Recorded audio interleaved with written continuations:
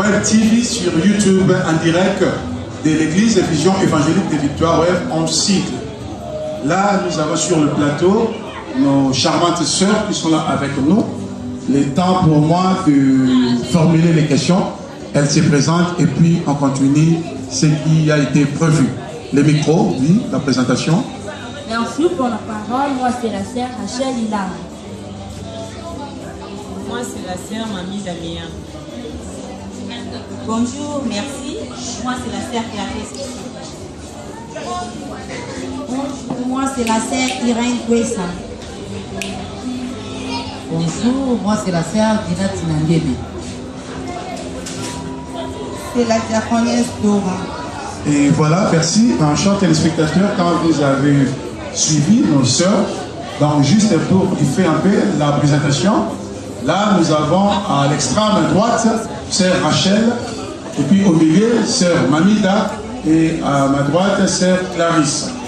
Et à ma gauche nous avons sœur Irène, au milieu sœur Tina, et à l'extrême gauche diaconesse Dora. Voilà. Maintenant, par rapport à l'émission, c'est bilingue, français légal. Soyez à l'aise et détendez-vous. Toligi Toyeba, Toza na plateau Awa, pour annoncer Nini, Nabandeko Oyo, Bazota la Biso. Tuni Ambobo Nandeko, Rachel. Toza na plateau pour annoncer l'émission de Biso Mibale, au Tozo de Kissa. Il y a l'Iboso Ezali, dimension, on est Kobanda Kolangana, chaque lundi. Et puis, la deuxième émission Ezali, comme au temps des apôtres, Kobanda Kolandango, chaque vendredi. Voilà. Donc, chers téléspectateurs, moi je ne suis là que pour relayer ce que vont dire nos sœurs. Donc, sœur Rachel Alobi, nous avons deux émissions, dimension, on est Kobanda Koleka chaque lundi, et comme au temps des apôtres, il y a Kobanda Koleka chaque vendredi. Je crois que c'est ça. Et maintenant, par rapport à ces deux émissions, on peut dire quoi à nos téléspectateurs parce que Bango Balini dimension, oui, comme au temps des apôtres, oui, mais les apôtres et le Banin fait ça l'année. Wana Nekodina, à Koki Kolobelabiso, Natina, na émission. Merci beaucoup. L'émission Dimension a toujours le Belabaka, Jésus-Christ. Si on a une émission Dimension, toujours bien les Kamusu, toujours bien les Yesu Masia. Ato zaki na ba problème na yo atanga yo na zawa na zoloba bakambo nyoso na zaki na mona kosenga na yebi kene a partir na sona kona émission dimension na koza solution na kati émission dimension on na zoloba o na zola o kozola kazai. Bon, je ne sais pas ce qui n'a pas préciser moi madame maman Dina parce que à l'objet dimension et ça tous un problème atani mais est-ce que vous avez la maman Dina mutabanda kopesa na kati émission en dimension ou bien vous avez un si micro dans sœur Clarisse avec à préciser les téléspectateurs. Merci pour la parole. Nanyaki na bakisa o sœur na utikoloba. Émission dimension et banda pesa mana e moko référent challenger aux missionnaires de l'église web o azokamba web chaîne o ya web TV. Yende abanda koloba o émission lobaki na Congo ya dimension. O abanda koloba juste na Congo o etangami Yesu Masia. Donc na émission ya dimension mosali na mosali na nzambe abanda koloba kaka na Congo o etangi Congo ya Yesu Masia. Apa Congo ya Yesu Masia Congo mosusu te obanda koloba na kati ya émission dimension. Et voilà, c'est bien dit, c'est-à-dire comme a dit sœur Clarisse dans l'émission Dimension pour essayer un peu de ramener les téléspectateurs à comprendre la philosophie ou la thématique de l'émission. En fait, il s'agira de l'homme de Dieu à la personne du révérend challenger qui va parler de la part du Seigneur Jésus-Christ. Et là, il va dire tout ce qui a été dit à propos et pour eux donc la personne du Seigneur Jésus-Christ. Voilà. Mais là, Bolobita Kanati dans la émission Dimension. Mais bon, on a émission comme au temps des apôtres. Voilà, on a évité de Rachel, Lilanga, parce que tant que comme au temps des apôtres, voilà, les téléspectateurs basent la ligne. Comme au temps des apôtres, les téléspectateurs basent la kakake. comme au temps des apôtres, un miracle où Jésus a sala quand la temps d'apôtre.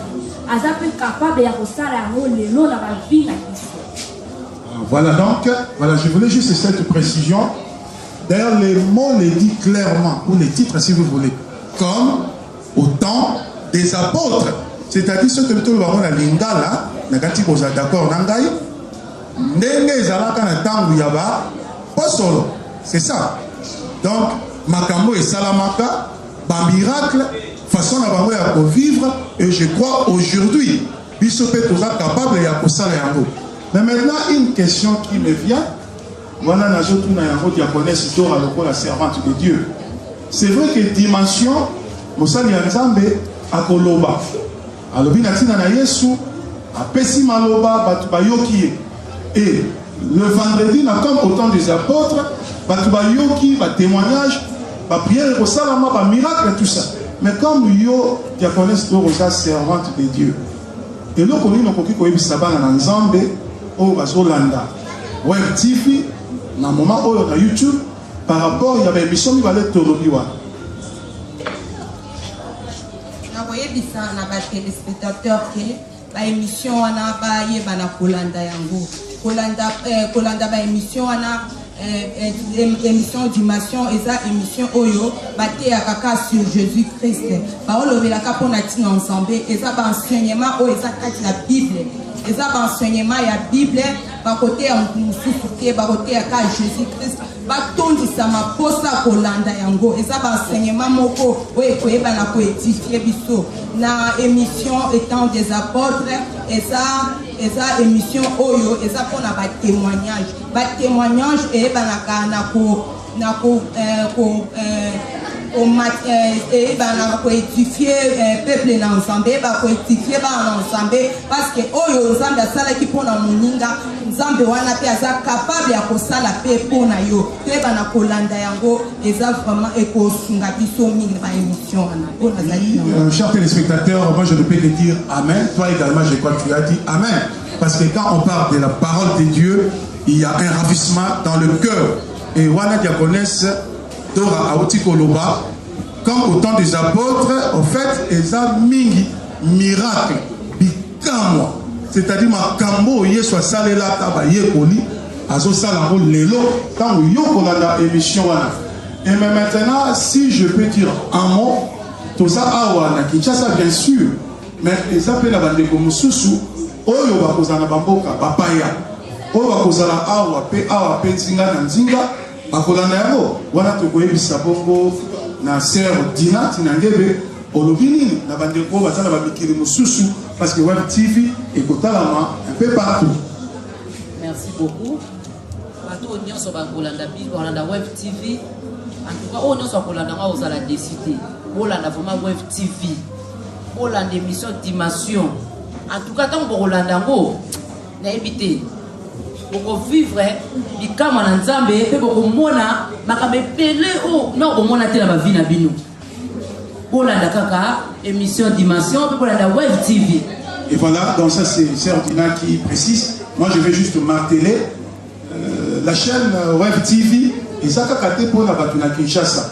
Même toi mon frère, toi ma sœur qui est à Paris, à Djobourg, je ne sais pas aux États-Unis, partout dans le monde, suis ces deux émissions. En fait, Dimension chaque lundi et comme au temps des apôtres chaque vendredi.